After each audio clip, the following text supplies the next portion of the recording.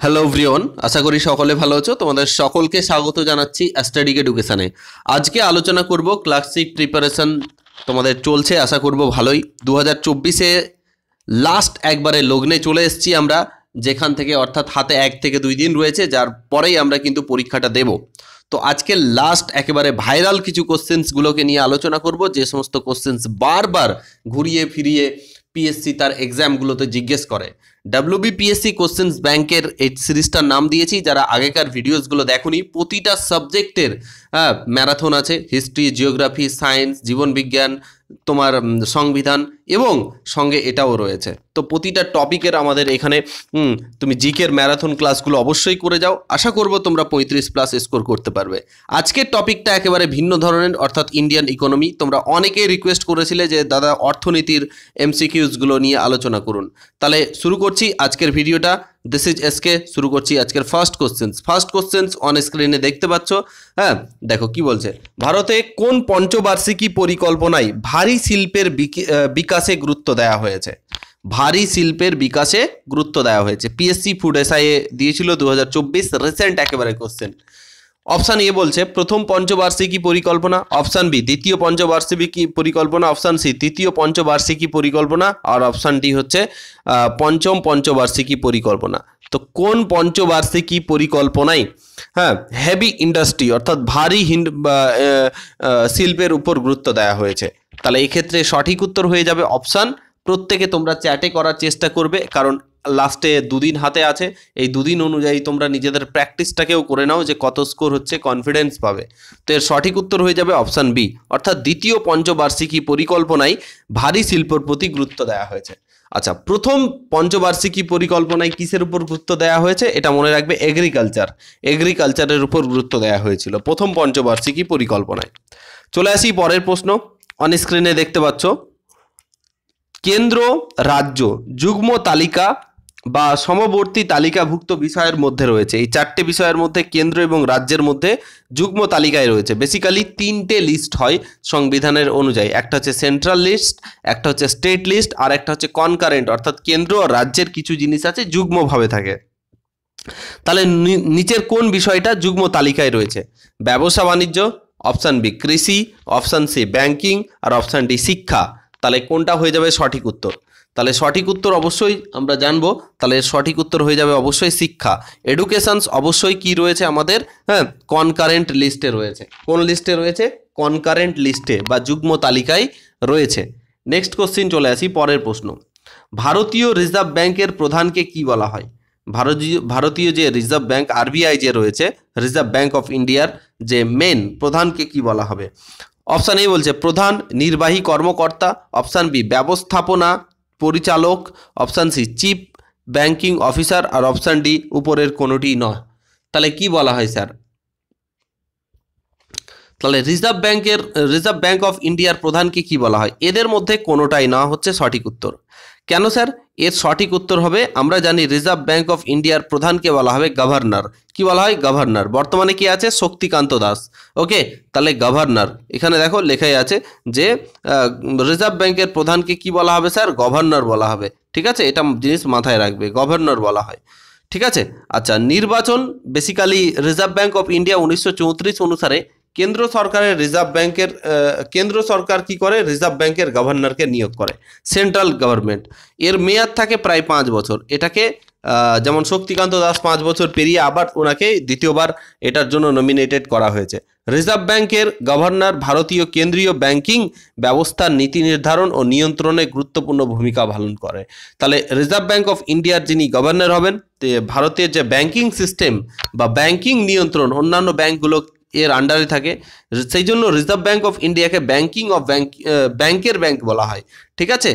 আচ্ছা, next question চলে আসি। পাবলিক সেক্টরের বিলগ্নীকরণকে বলা হয়, পাবলিক সেক্টরের বিলগ্নীকরণকে কি বলা হয়?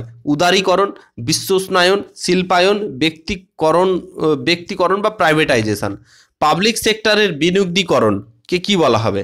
ফুড এসআই 2019-এর প্রশ্ন এটা, প্রত্যেকে বলার চেষ্টা করো। তাহলে এর সঠিক উত্তর হয়ে যাবে ব্যক্তিগতকরণ বা প্রাইভেটাইজেশন। অপশান ডি হচ্ছে সঠিক উত্তর, ব্যক্তিগতকরণ বা প্রাইভেটাইজেশন।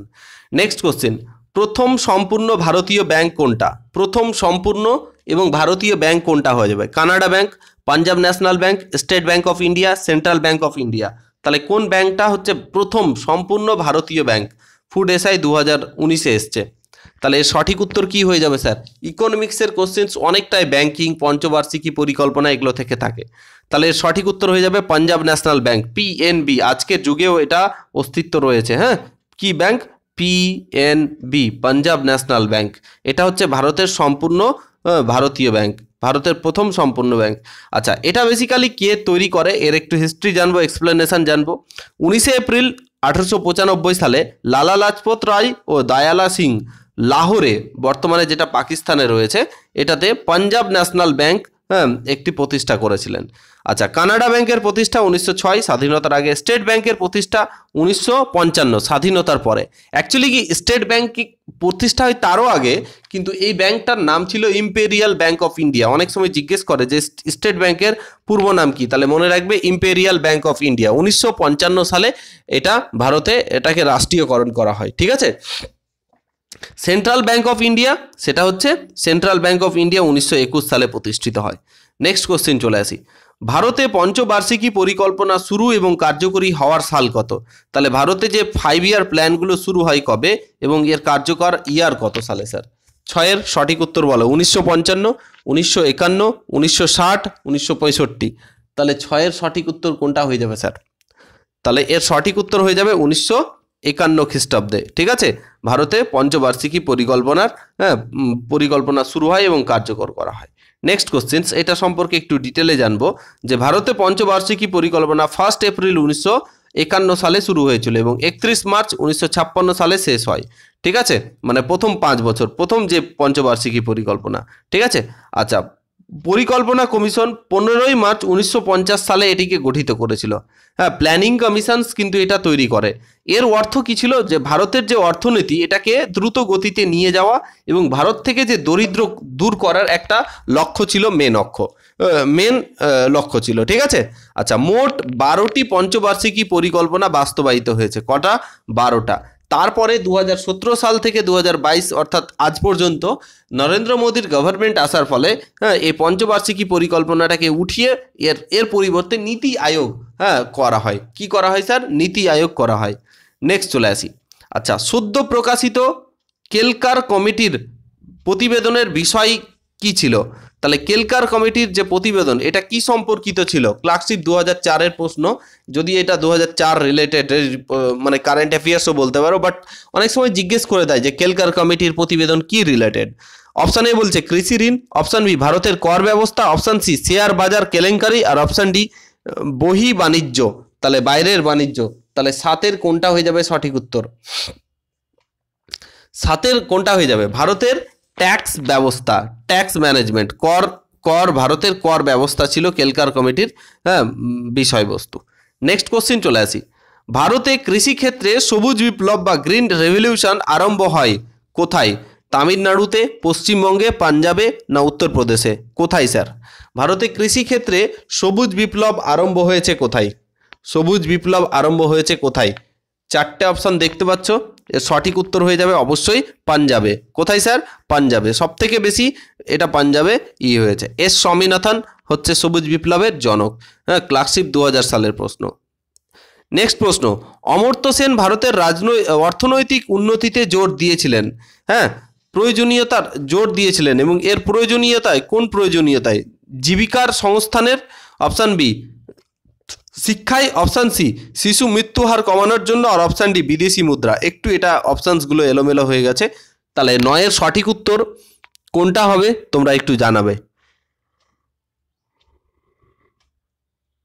অমর্ত্য সেন যে ভারতীয় যে অর্থনীতি, এই অর্থনৈতিক উন্নতির জন্য তিনি যেটাকে প্রয়োজন মনে করেছেন সেটা হচ্ছে এডুকেশন, অর্থাৎ শিক্ষাটাকে তিনি গুরুত্ব দিয়েছেন। অপশান বি হচ্ছে সঠিক উত্তর। নেক্সট, অ্যাপেকের ফুল ফর্ম কি? অ্যাপেক, APEC, অ্যাপেকের ফুল ফর্ম কি? অ্যাপেকের ফুল ফর্ম কি বলো স্যার? 4টে অপশান দেখতে পাচ্ছ।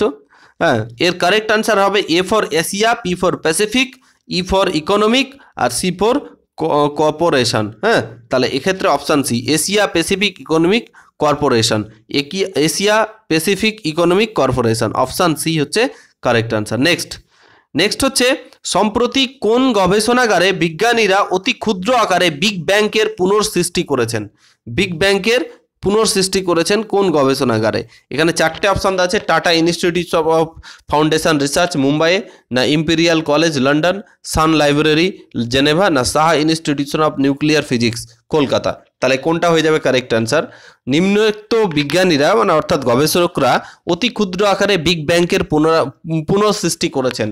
কোথায় হয়ে যাবে 11 সঠিক উত্তর? তাহলে 11 সঠিক উত্তর হয়ে যাবে অপশান ডি, অর্থাৎ Saha institution of nuclear physics, Saha institution of nuclear physics. Okay, option D is the correct answer. Next question চলে আসি, যোগানের দিক থেকে মূল্য স্তর বৃদ্ধি আটকাবার উপায় কোনটি? যোগানের দিক থেকে মূল্য স্তর বৃদ্ধি, এই যে মূল্য স্তর বৃদ্ধি আটকাবার উপায় কোনটি? ওকে, অপশান এ বলছে লোকহিত কর ব্যয় স্থগিত রাখা। অপশান বি কর চাপিয়ে বাড়তি অর্থ উপার্জন হ্রাস টানা। অপশান সি রিজার্ভ ব্যাংকের টাকার যোগান নিয়ন্ত্রণের পদ্ধতি সমূহ। আর অপশান ডি জনযোগান অর্থাৎ পিডিএস চালু রেখে প্রয়োজনীয় ভাগ্য সামগ্রী সস্তায় বিতরণ করা বা বিতরণের দ্বারা মূল্য স্তর ঠিক রাখা। তাহলে 12 সঠিক উত্তর কোনটা হয়ে যাবে?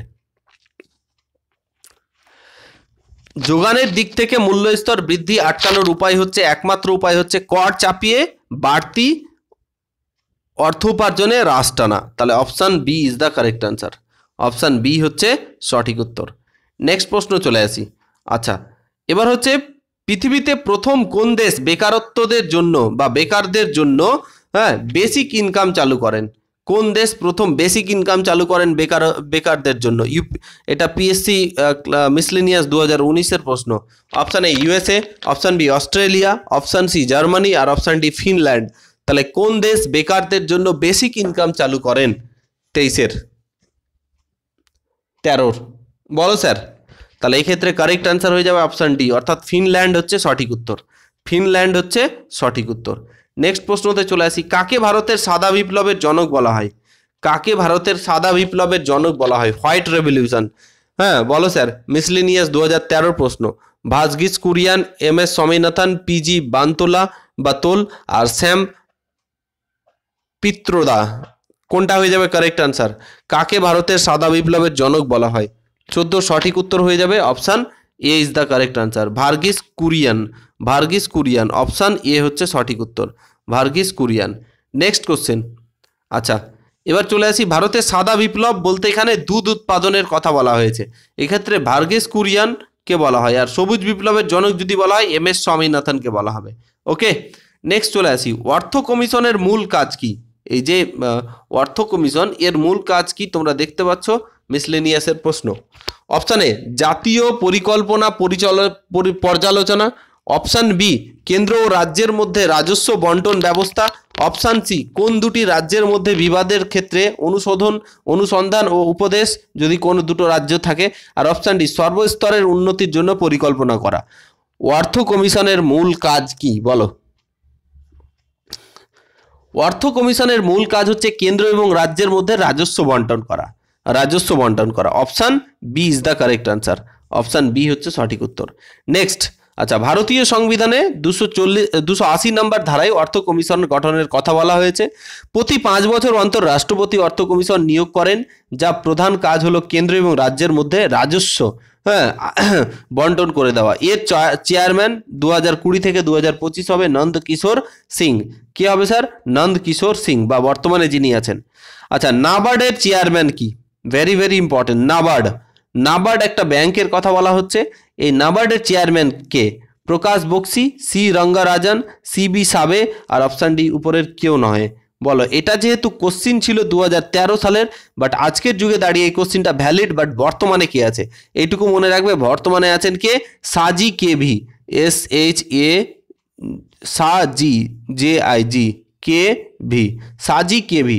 নাবার্ড 1982 সালে হ্যাঁ, কৃষি ঋণের জন্য এটিকে বেসিক্যালি কৃষি ঋণের মানে উদ্দেশ্যে এটাকে কি করা হচ্ছে স্যার, মানে বানানো হয়েছে।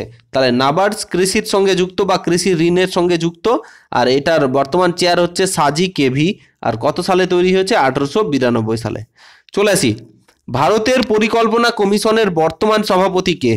ভারতের যে পরিকল্পনা কমিশন, প্ল্যানিং কমিশন, এর বর্তমান সভাপতি কে? Option A Montek Singh Ahluwalia, option B doctor Manmohan Singh, option C K C Pant, আর option D Pranab Mukherjee. Actually এই কোশ্চিনটা যখন তৈরি হয়েছিল 2009 সালে, তখন কিন্তু ভারতের প্রাইম মিনিস্টার ছিলেন ডক্টর মনমোহন সিং, আর এটার সঠিক উত্তর হচ্ছে মনমোহন সিং। অর্থাৎ প্ল্যানিং কমিশনের সভাপতি কি হবে এটা ফিক্সড আছে, যিনি প্রধানমন্ত্রী হবেন তিনি হচ্ছেন প্ল্যানিং কমিশনের সভাপতি। যদি এখনই বলা হয় তোমাদের যে প্ল্যানিং কমিশনের বর্তমান সভাপতি কে, তাহলে বলবো দামোদর দাস মোদি। ঠিক আছে, নরেন্দ্র দামোদর দাস মোদি। ওকে, অর্থাৎ প্রধানমন্ত্রী কিন্তু এটার চেয়ারপারসন হন, হ্যাঁ, চেয়ারপারসন হয় বা সভাপতি হয়। নেক্সট চলে আসি, ভারতে সবুজ বিপ্লব শুরু করা হয়। অপশান এ ধান উৎপাদনকারী পশ্চিমবঙ্গের অঞ্চলগুলিতে, অপশান বি গম উৎপাদনকারী পাঞ্জাবের অঞ্চলগুলিতে, অপশান সি মিলেট উৎপাদনকারী পশ্চিম ঘাটের অঞ্চলগুলিতে, না ইক্ষু উৎপাদনকারী বিহারের অন্যান্য অঞ্চলগুলিতে। তাহলে এর সঠিক উত্তর কি হয়ে যাবে প্রত্যেকে বলো। এটা আমি ক্লু দিয়েছি, এর আগে একটা কোশ্চিন করেছি, ওইখান থেকে বুঝতে পারবে। বেসিক্যালি সবুজ বিপ্লব গম উৎপাদনের সাথে জড়িত। ঠিক আছে, তাহলে এটা হবে গম উৎপাদনকারী পাঞ্জাবের একটি অঞ্চল।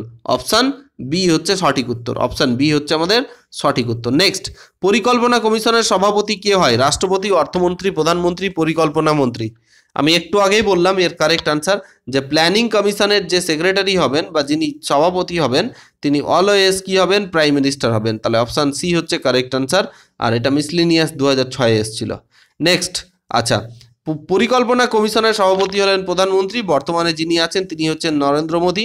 আচ্ছা, এবার প্রশ্ন হচ্ছে তিনি কমিশনের পরিবর্তে নীতি আয়োগ তৈরি করেন, এই নীতির ফুল ফর্ম কি তোমরা কমেন্টে জানাবে। ঠিক আছে, আচ্ছা, এর সিইও হলেন BVR Subramaniam. Okay, BVR Subramaniam. Next question, WHO এর পূর্ব নাম কি? WHO ওয়ার্ল্ড ট্রেড অর্গানাইজেশন, এটাকে কি বলা হয় স্যার? World trade organisation. এর ফুল ফর্ম মানে এর পূর্ব নাম কি ছিল বলো? দেখতে পাচ্ছ চারটা অপশন, কোনটা হয়ে যাবে?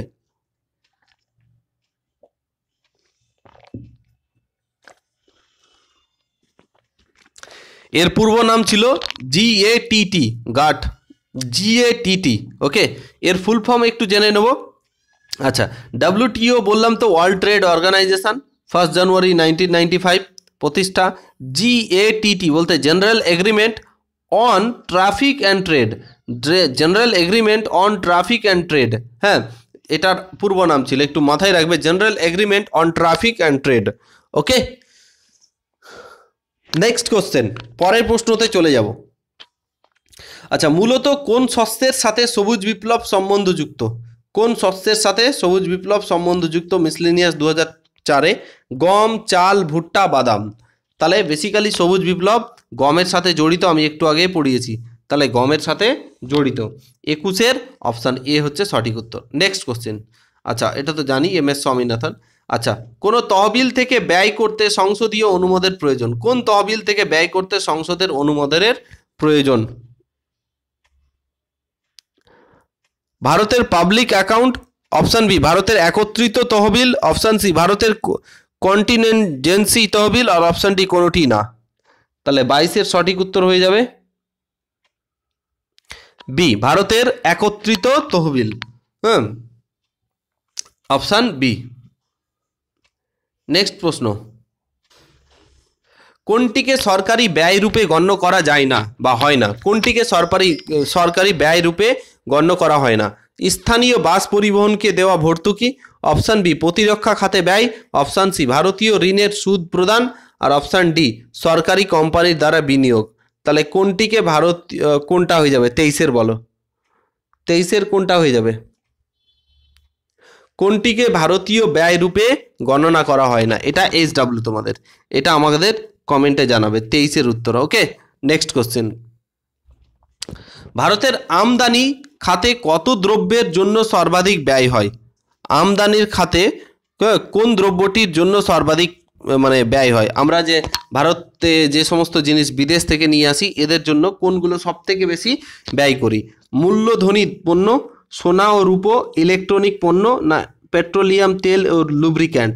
তাহলে এর সঠিক উত্তর কি হয়ে যাবে? এর সঠিক উত্তর হয়ে যাবে অপশান ডি, অর্থাৎ পেট্রোলিয়াম তেল লুব্রিক্যান্ট। পেট্রোলিয়াম তেল লুব্রিক্যান্ট। ওকে, পেট্রোলিয়াম তেল লুব্রিক্যান্ট। ওকে, পেট্রোলিয়াম তেল লুব্রিক্যান্ট, অর্থাৎ অপশান ডি হচ্ছে সঠিক উত্তর আমাদের। নেক্সট কোশ্চিন চলে যাব 25 নাম্বার। সামাজিক অর্থনৈতিক পরিকল্পনা নিম্নলিখিত কোন তালিকার মধ্যে? সামাজিক এবং অর্থনৈতিক পরিকল্পনা নিম্নলিখিত কোন তালিকার মধ্যে? ইউনিয়ন তালিকা, যেটাকে সেন্ট্রাল তালিকা বলা হয়, রাজ্য তালিকা, যুগ্ম তালিকা, সংরক্ষণ তালিকা? এর কারেক্ট আনসার কোনটা বলা হবে বলো? সামাজিক অর্থনৈতিক পরিকল্পনা বেসিক্যালি এটা যুগ্ম তালিকার অন্তর্ভুক্ত। ওকে, অপশান সি হচ্ছে আমাদের সঠিক উত্তর। নেক্সট চলে আসি। আচ্ছা, পরোক্ষ ও প্রত্যক্ষ করের মাধ্যমে বা ট্যাক্সের মাধ্যমে প্রাপ্ত কেন্দ্রীয় সরকারের সমস্ত রাজস্ব, সমস্ত রাজস্ব ধার করা অর্থ ও প্রদত্ত ঋণ থেকে প্রাপ্তি কোথায় জমা হয়? জমা হয় ভারতের পাবলিক অ্যাকাউন্টসে, ভারতের একত্রিত তহবিলে, ভারতের কন্টিনজেন্সি তহবিলে, না অপশান ডি কোনোটি না? তাহলে এটা কোথায় হবে? ভারতের একত্রিত তহবিলে। ভারতের একত্রিত তহবিলে। Option B is the correct answer. Option B হচ্ছে correct answer. Okay, next question, পরের প্রশ্ন। আচ্ছা, কোন প্রতিষ্ঠানের সাহায্যে নীতি আয়োগ ভারতবর্ষে north east region district SGD index প্রকাশ করেছে? কোন প্রতিষ্ঠানের সাহায্যে ভারতের যে নীতি আয়োগ এর সাহায্যে north east region district SGD index প্রকাশ করেছে? কে? United nation development program, UNDP যেটাকে বলছে, world bank, asian development bank, না IMF? তাহলে কার সাথে এটা করেছে? তাহলে সঠিক উত্তর হয়ে যাবে option A is the correct answer, United Nations Development Programme. That is option A হচ্ছে আমাদের সঠিক উত্তর। ওকে স্যার, এরপরে চলো পরের প্রশ্নতে চলে আসি। 28 নাম্বার বলছে, কোনটি সরকারি বাজেটে মূলধন প্রাপ্তি বলে গণ্য করা হয় না? কোনটি সরকারি বাজেটে মূলধনের প্রাপ্তি বলে গণ্য করা হয় না? ঋণ পুনরুদ্ধার, ভবিষ্যৎ তহবিলে আমানত, PSU ডিসইনভেস্টমেন্ট, আর অপশান ডি অনুদান? কোনটা হয়ে যাবে? তাহলে সরকারি বাজেটে মূলধনের প্রাপ্তি বলে গণ্য করা হয় না, এটা হচ্ছে অনুদান। অনুদান ইজ দ্য কারেক্ট আনসার। যেমন PM কেয়ার ফান্ড, এই সমস্ত ফান্ডগুলোকে বলছি।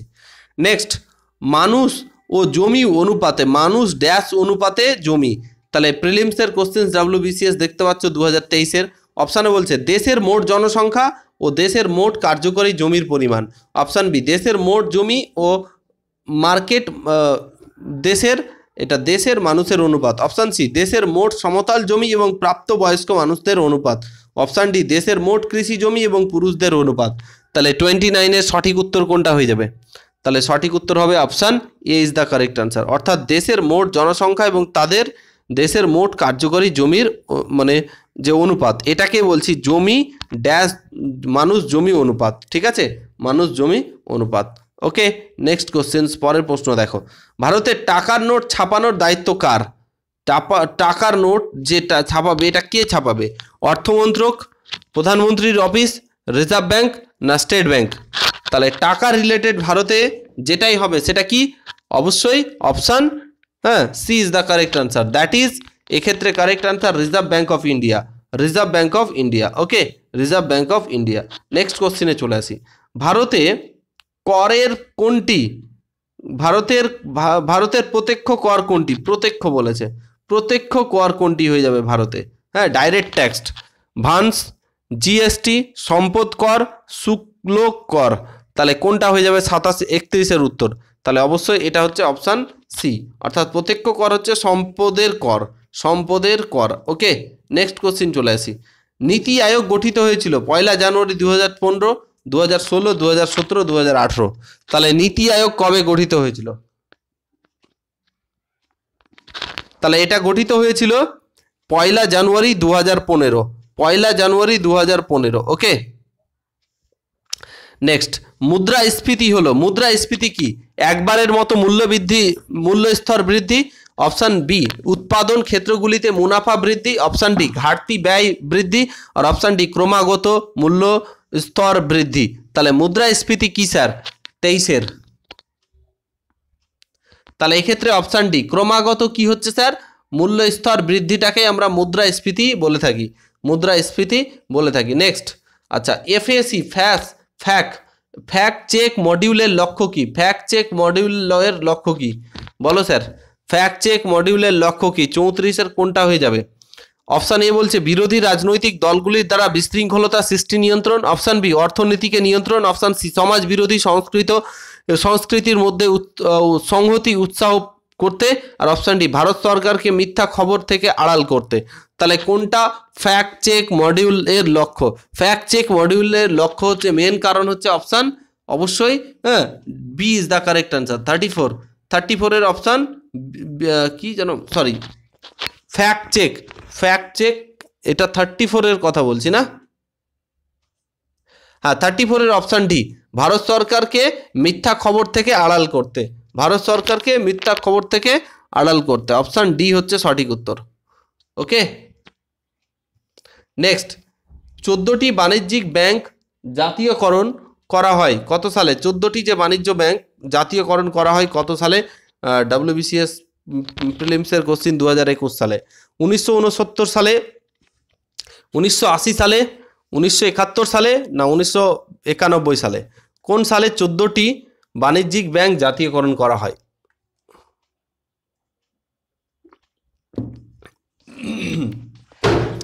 এর কারেক্ট আনসার হয়ে যাবে option A is the correct answer. 35-এর অপশান এ হচ্ছে সঠিক উত্তর, 1969 সালে, 1969 সালে। নেক্সট কোশ্চিন, পরের প্রশ্ন, ভারতে 100 টাকার নোটে সই থাকে, ভারতে 100 টাকার নোটে সই থাকে কার? Governor, reserve bank of India, secretary, অর্থমন্ত্রক, ভারতের অর্থমন্ত্রী, আর না ভারতের প্রধানমন্ত্রী? কার 100 টাকার নোটে কার সিগনেচার থাকে? তাহলে এটা হচ্ছে governor, reserve bank of India, governor reserve bank of ইন্ডিয়ার সিগনেচার থাকে। নেক্সট, ভারতে কৃষকদের আত্মহত্যা নিচের কোনটির প্রভাব হিসেবে দেখা হয়? কোনটির প্রভাব হিসেবে দেখা হয়? কৃষকদের দুরবস্থা, অপশান বি কৃষিক্ষেত্রের অধোগতি, অপশান সি জলবায়ুর পরিবর্তন এবং প্রাকৃতিক দুর্যোগ, আর অপশান ডি সবুজ বিপ্লব। তাহলে কোনটা হয়ে যাবে কারেক্ট আনসার স্যার? বলো কোনটা কারেক্ট আনসার হবে?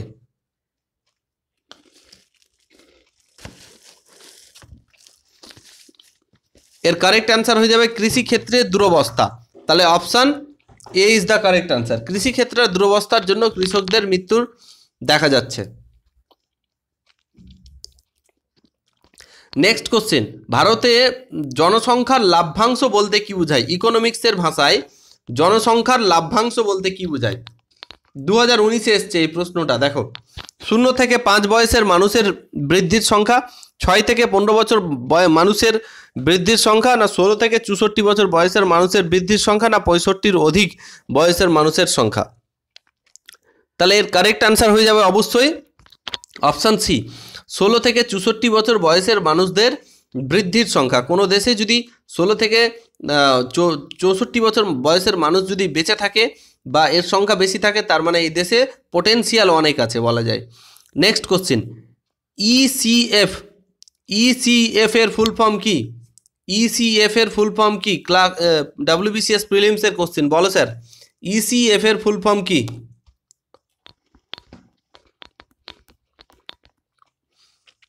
তাহলে এর কারেক্ট অ্যান্সার হচ্ছে economic capital framework, economic capital framework. তাহলে অপশান এ হচ্ছে সঠিক উত্তর।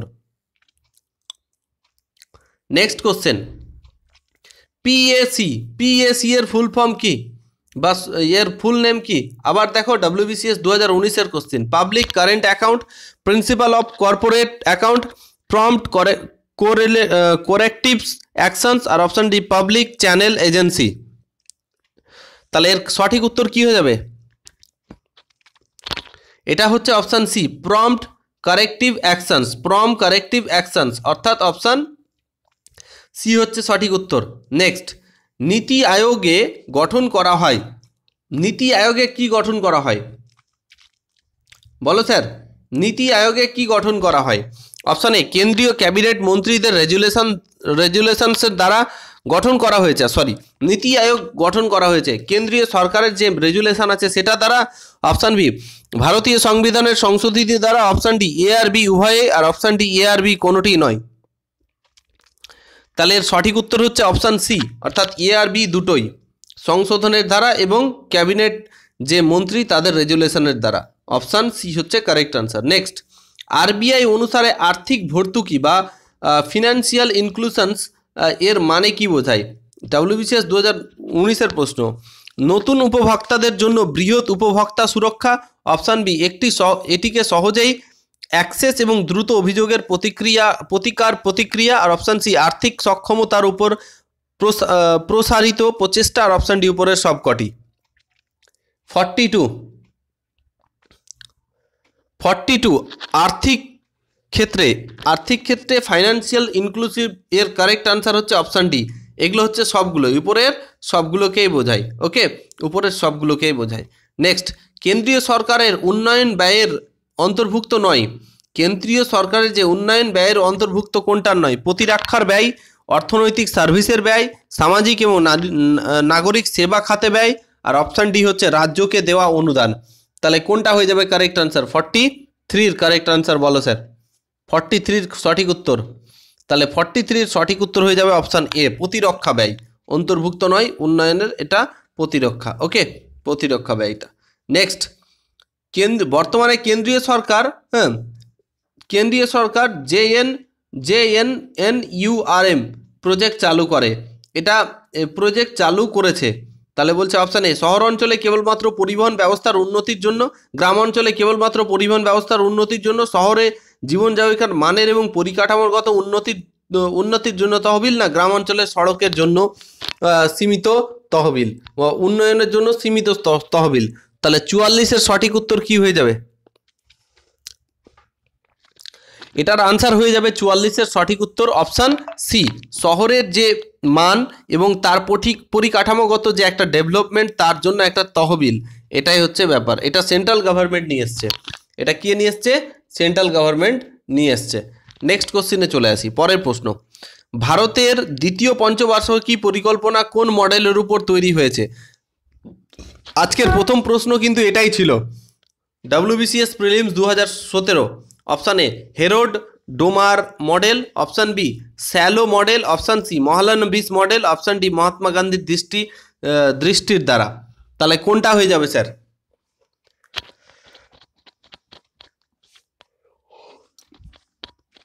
এর সঠিক উত্তর হয়ে যাবে মহালানবিস মডেল। মহালানবিস মডেলের দ্বারা দ্বিতীয় পঞ্চবার্ষিকী পরিকল্পনা তৈরি হয়েছিল। নেক্সট কোশ্চিন চলে আসি। ভারতে অর্থনৈতিক সংস্কার প্রবর্তিত হয়েছে কত সালে? ভারতে কত সালে অর্থনৈতিক সংস্কার প্রবর্তিত হয়েছে? 1981, 1990, 1991, 1992। তাহলে অর্থনৈতিকের যে সংস্কার ঘটেছে কোনটার? অপশানস সঠিক উত্তর সি হচ্ছে কারেক্ট আনসার, 1991 সালে। 1991 সালে 46-এর 1991, অপশান সি। নেক্সট কোশ্চেন, বিশ্ব উষ্ণায়ন প্রতিবেদন প্রকাশিত হয় কোন সংস্থার দ্বারা? কোন সংস্থার দ্বারা বিশ্ব উষ্ণায়নের যে বিশ্ব উন্নয়ন বিশ্ব উন্নয়ন প্রতিবেদনে প্রকাশিত হয় কোন সংস্থার দ্বারা? ইউএনও, ADH, ওয়ার্ল্ড ব্যাংক, না ATO? তাহলে কোনটা correct answer? UNO united nation organization, asian development bank, world bank, আর ওয়ার্ল্ড ট্রেড অর্গানাইজেশন। তাহলে 47-এর সঠিক উত্তর কি? সঠিক উত্তর হচ্ছে অপশান সি, অর্থাৎ ওয়ার্ল্ড ব্যাংক। বিশ্ব ব্যাংক এটা প্রকাশিত করে। নেক্সট কোশ্চেন, কত সালে ভারত প্রথম মানব উন্নয়ন সূচকের প্রবর্তন করে, মানে হিউম্যান ডেভেলপমেন্ট ইন্ডেক্স এর প্রবর্তন করে ভারত? বলো, 1800 সালে, 1990 সালে, 1995 সালে, 2000 সালে? তাহলে 48-এর সঠিক উত্তর কি হয়ে যাবে?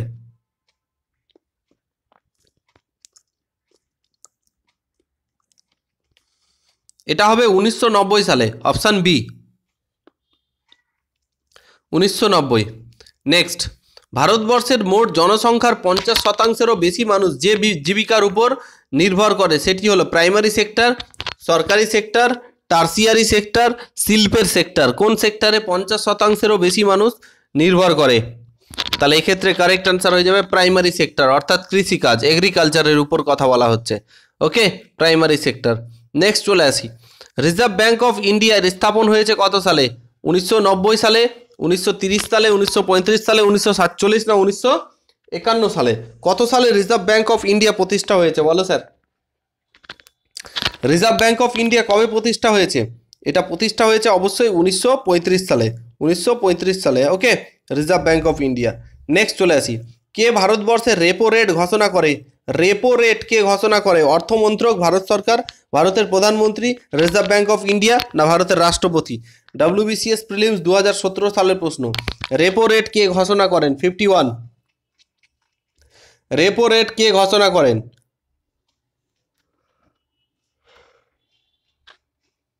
এটা হচ্ছে reserve bank of India, option C হচ্ছে correct answer, reserve bank of India. Okay, next, ভারতবর্ষে কৃষি ব্যতীত আয়কর, কৃষি ব্যতীত আয়কর কোনটা? আয়কর, কৃষি ব্যতীত আয়কর কেন্দ্রীয় সরকার ধার্য করে এবং তার পুরোটাই রাজ্যের মধ্যে বণ্টিত হয়। অপশন বি, রাজ্য ইহা ধার্য করে। অপশন সি, কেন্দ্র ইহা ধার্য করে। অপশন সি, কেন্দ্রীয় সরকার রাজ্য করে এবং রাজ্যের সরকার ভাগাভাগি করে নেয়। কোনটা হয়ে যাবে কারেক্ট আনসার 52 এর? তাহলে এর কারেক্ট আনসার হয়ে যাবে অপশন বি। এটা কৃষির যে ট্যাক্স, এটা বেসিক্যালি রাজ্যের উপরেই ধার্যিত থাকে। ওকে, তাহলে অপশন বি হচ্ছে কারেক্ট আনসার। 2011 সালের জনগণনা অনুযায়ী ভারতবর্ষে 35 বছরের নিচে বয়সের জনসংখ্যা কতটি আছে?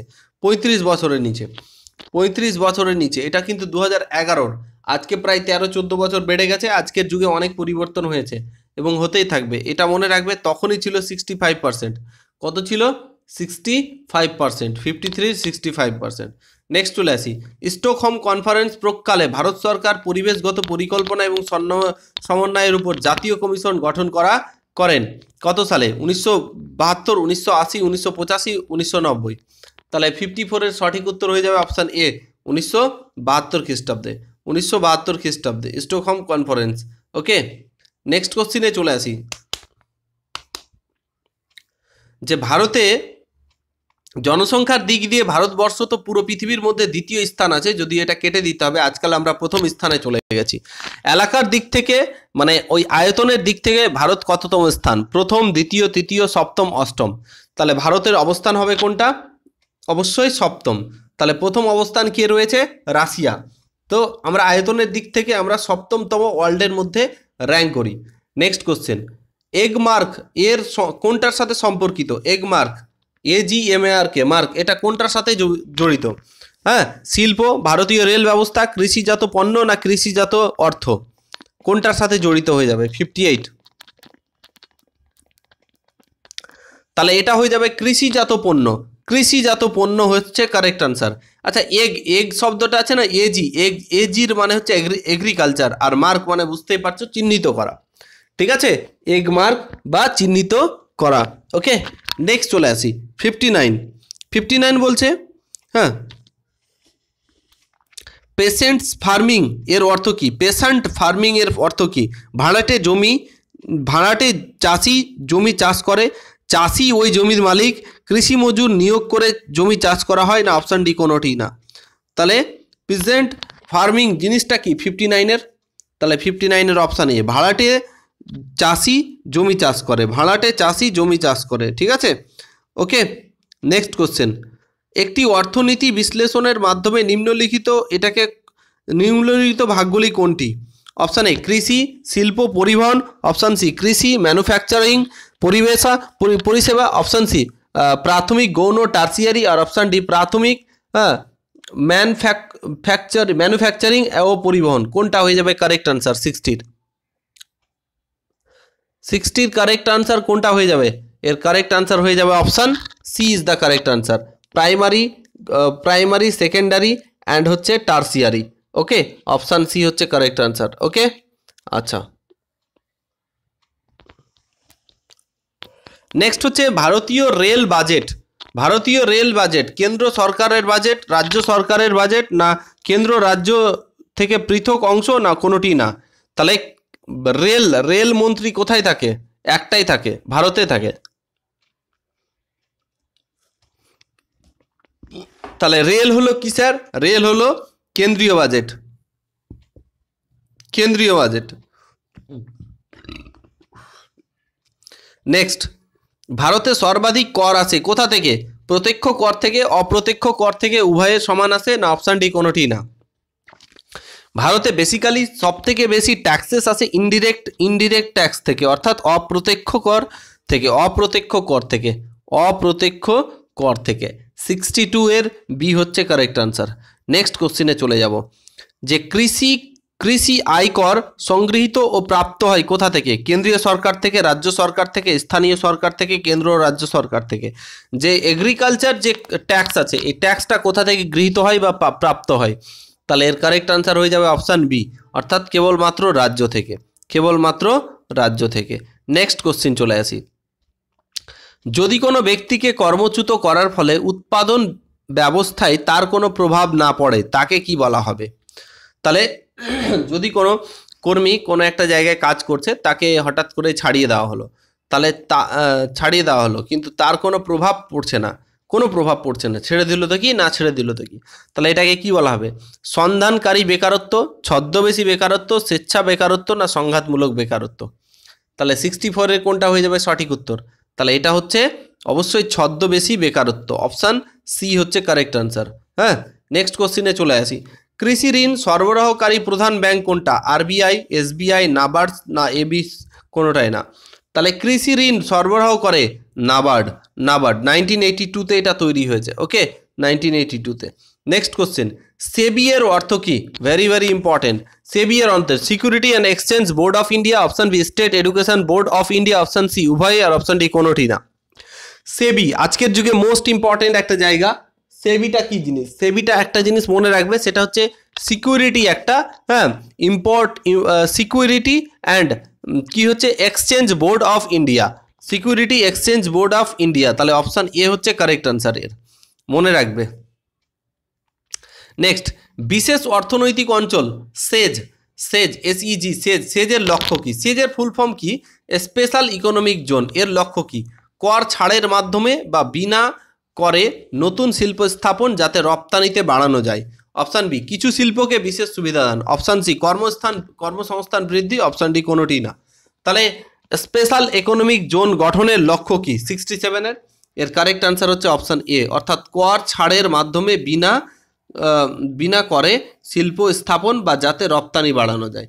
এটা হচ্ছে এসইজেড এর ফুল ফর্ম। কোন বছর ভারতে উদারীকরণের নীতি নেওয়া হয়েছিল?